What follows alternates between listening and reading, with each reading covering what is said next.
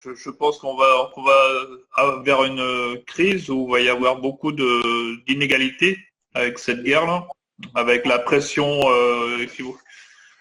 que la Russie va mettre sur notre économie. Et il y a des monnaies qui sont nées justement en temps de crise, dont dans cette expo-là, il y a un lien vers un film qui s'appelle La monnaie miraculeuse, qui parle d'une monnaie qui a été créée à Worgol en 1932, donc 3 ans après la crise de 29, quoi. Et Worgol, c'était en Autriche, avec des similitudes avec l'actualité d'aujourd'hui, puisque c'était à l'époque où il y avait le nazisme qui arrivait en Allemagne, quoi, et qui arrivait aussi en Autriche à côté, quoi. Et il y a un petit village qui a créé sa monnaie et qui a réussi à s'en sortir, à faire baisser le chômage de 20% pendant qu'il augmentait de 20% dans le reste du pays, quoi. Et après, tu vois, c'est comment ça se met en œuvre aussi, tu vois, je veux dire, c'est comment... c'est vrai Ben, j'y ai réfléchi. Ils ont bien failli la mettre en place en Italie. Ce serait des, enfin, la solution que je défends, celle que je pense, ce serait des certificats de crédit fiscaux. En gros, ce serait un petit peu comme des bons d'achat les supermarchés. Ces bons d'achat de supermarchés donnent du pouvoir d'achat supplémentaire, sauf que là, ce serait pas lancé par les supermarchés, mais par les mairies. Et ce serait en quelque sorte des réductions d'impôts. Des réductions d'impôts qui seraient données aux consommateurs plutôt qu'aux producteurs. C'est-à-dire qu'avec ça, on pourrait acheter des produits du territoire et les producteurs du territoire pourraient avoir des réductions d'impôts locaux, quoi. C'est-à-dire que ce serait créé par la mairie, par un groupe de communes et serait récupéré par la fiscalité. Et donc on pourrait remettre dans le circuit pour donner du pouvoir d'achat aux gens. Sur Saint-Brieuc en Bretagne. Et donc, j'ai essayé d'expliquer un petit peu la plupart des systèmes monétaires que j'ai pu rencontrer et donc donner les outils pour pouvoir choisir en assemblée ce qui pourrait être le plus intéressant, quoi.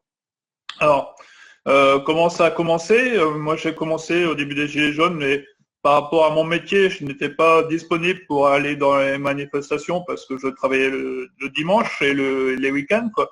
Et donc, je me suis plutôt investi dans les plateformes de recueil des revendications des Gilets jaunes, parce qu'il y avait le vrai débat à l'époque. Et c'est là que j'ai rencontré des personnes, dont un économiste qui m'a expliqué un petit peu ce qu'était le système monétaire, ce qui était intéressant. C'était qu'il m'a expliqué, ben voilà, j'avais 500, à peu près 500 revendications de Gilets jaunes. Et il m'a dit, on peut tout financer, mais il faut comprendre comment que ça fonctionne. Et au début, j'ai pas compris grand-chose, mais au fur et à mesure qu'il m'a expliqué, j'ai fini par comprendre qu'on pouvait répondre à toutes les attentes des Gilets jaunes. Et du coup, bah, je me suis dit, maintenant que j'ai compris, je vais essayer de l'expliquer aux autres, quoi. Et donc, voilà ce que je vais essayer d'expliquer pendant la soirée. Je vais passer la parole à Jean-Christophe, que j'ai rencontré aussi pendant les Gilets jaunes et qui peut-être corrigera si je dis des bêtises, parce il est bien calé. Merci pour cette introduction, Luc. Bon, alors moi, je ne suis pas du tout économiste de formation, je suis un autodidacte, mais un autodidacte passionné, et j'étudie la science économique de façon, je dirais, passionnée et personnelle, comme ça, depuis maintenant, ouais, depuis 2015 à peu près, donc ça va faire 7 ans. Et dès que j'ai mis le nez dans la science économique, j'ai tout de suite vu qu'il y avait un problème avec le système monétaire et que bon, ben, on allait droit dans le mur avec ce système. Tout ça, ça me dit que de toute façon, avec le système monétaire économique, enfin la pensée libérale, néolibérale, on ne s'en sortira pas. Et avec le système bancaire qui est basé sur une dette et que cette dette est roulante et que cette dette nous oblige nécessairement à une logique de rentabilité et que la rentabilité, les trois quarts du temps, c'est de l'extraction de ressources naturelles pour produire des marchandises. En plus, on ne sait même plus quoi inventer, hein. On invente beaucoup de trucs à la con, comme l'obsolescence programmée pour faire tourner un... Alors moi, bon, bah, pour faire bref, j'ai élaboré une théorie monétaire qui permettrait en fait de faire la transition écologique et de ruisseler sur les dettes au niveau du monde entier, en fait, tout en changeant de système monétaire international. Donc avec une théorie monétaire qui se baserait, je dirais, sur la théorie du banqueur de Keynes, et que ce serait une monnaie créée ex nihilo, qui serait une crypto-monnaie, d'accord? Une crypto-monnaie de banque centrale, et qui serait fondante pour des questions d'inflation. au bout d'un certain temps, qui aura une durée de vie limitée, en fait, et que pour contenir la quantité, en fait, et qui serait donc donné, non pas contre des marchandises, mais contre des prestations écologiques, comme par exemple dépolluer les océans, replanter les forêts, protéger une espèce en voie d'extinction, protéger des rhinocéros, créer un hôpital en Afrique, là où il y a des besoins. Enfin, de façon assez générale, faire des trucs qui ne sont pas pris en charge par les banques, faute de rentabilité, en fait. Donc l'idée, ce serait ça. Et donc, on crée une nouvelle économie qu'on appellerait donc l'économie de la réparation. Bon, voilà, je expliquer en 2 minutes, là, comme ça, vite fait. Voilà, et bon, bah, je passe la parole au suivant, je sais pas combien on est. Gigi, peut-être?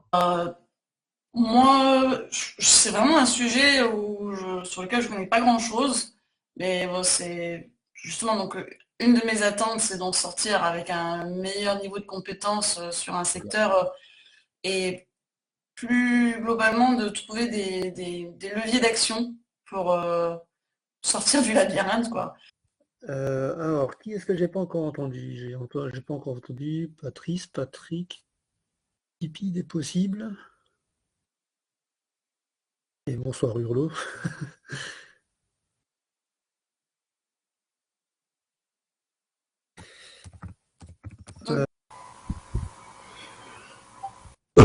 Oui, bonsoir, c'est Patricia. Bon, je viens écouter un peu ça pour en savoir un petit peu plus. Bon, j'ai entendu parler de la Juna.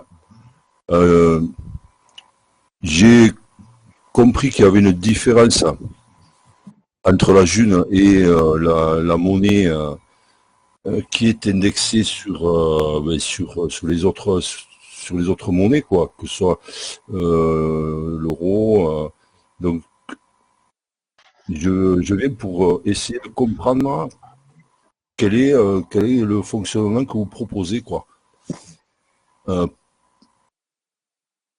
À l'intérieur, apparemment, ça reste donc des crypto-monnaies, ça peut être toujours pour moi.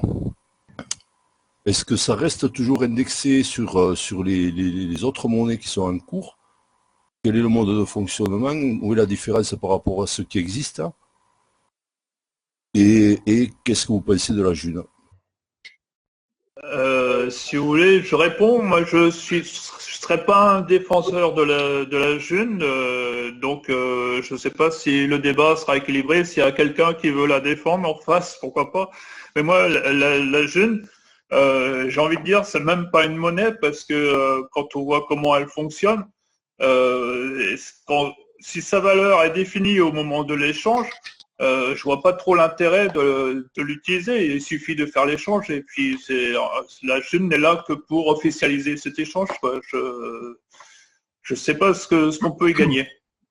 Si je peux me permettre, en fait, en ce qui concerne la June, pour ma part, c'est un système auquel j'y crois relativement, hein, la théorie relative de la monnaie, comme jeu de mots, mais en fait, bon, pour moi, c'est une monnaie qui ne peut pas faire des grosses choses, en fait. C'est un peu le problème, c'est un peu comme une monnaie locale, en fait, sauf que bon, bah, c'est une monnaie qui, d'un point de vue géographique, c'est plus grand que le local, bien sûr.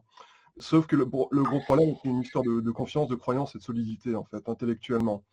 C'est-à-dire que si avec de la June, vous échangez une partie de votre petite production de carottes contre des navets ou des choses comme ça peut très très bien marcher.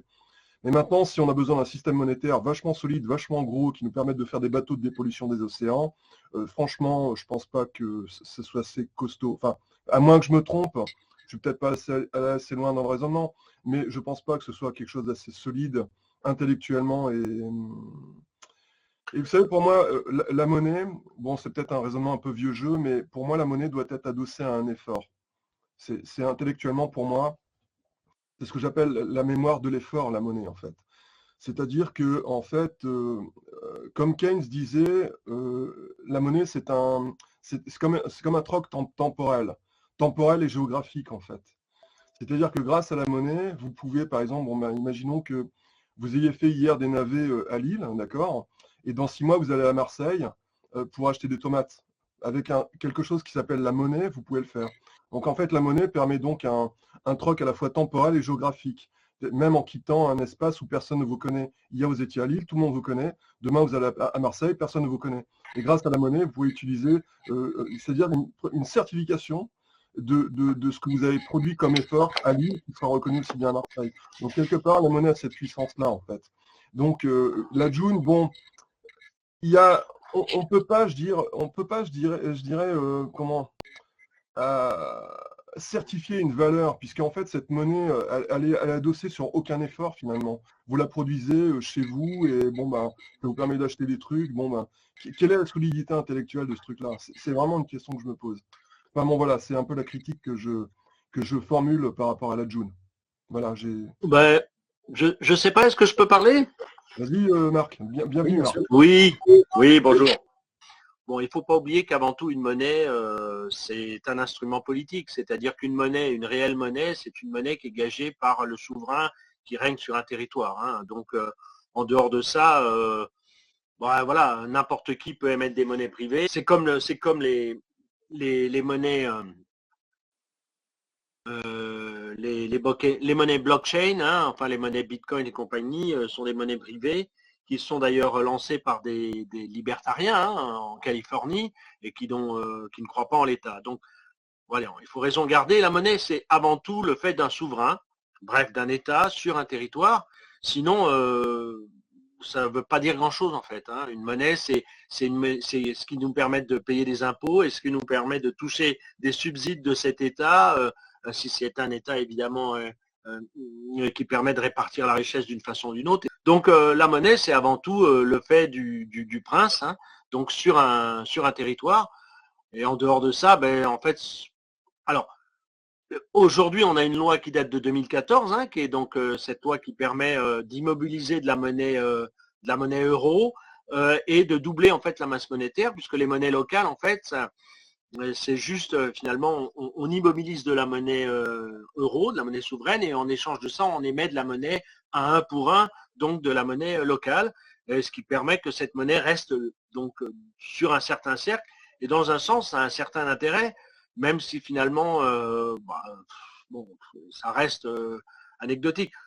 Le problème est que justement la monnaie qui est émise n'est en fait c'est une fausse idée. On croit que c'est l'État souverain qui émet cette monnaie, mais en fait non. Ce sont les banques privées qui se sont accaparées la circulation de la plupart de la monnaie, par la monnaie bancaire justement, hein, puisqu'on on l'appelle la monnaie dette ou la monnaie à réserve fractionnaire, puisqu'en fait ce qui circule c'est de la promesse de dette. Donc en fait aujourd'hui, de fait, ce ne sont pas les États qui émettent la monnaie, mais les banques privées. Donc en fait, la monnaie a été privatisée par la sphère financière et c'est en fait ça l'immense scandale. Et ce que nous dénonçons tous quand nous avons compris ça. Hein. Le problème, c'est que ça, c'est pas évident à comprendre, mais une fois qu'on l'a compris, on comprend bien à quel point c'est un immense scandale et c'est bien le cœur du problème et c'est le cœur du capitalisme. Parce qu'en fait, le capitalisme, c'est concomitant à la privatisation de la monnaie par la sphère financière qui s'est constituée au cours des 5 derniers siècles. Alors, plus particulièrement depuis le début du 19e, puisqu'on peut dire que le capitalisme a vraiment pris de l'ampleur au 19e. Avant, on ne s'en rend pas vraiment compte. On pourrait parler évidemment longtemps de tout ça, mais en fait, le capitalisme est basé sur deux mensonges, hein, qui est d'une part la rareté de la monnaie, alors que justement la monnaie bancaire, la monnaie fiduciaire, il n'y a rien de plus facile à faire que de la monnaie.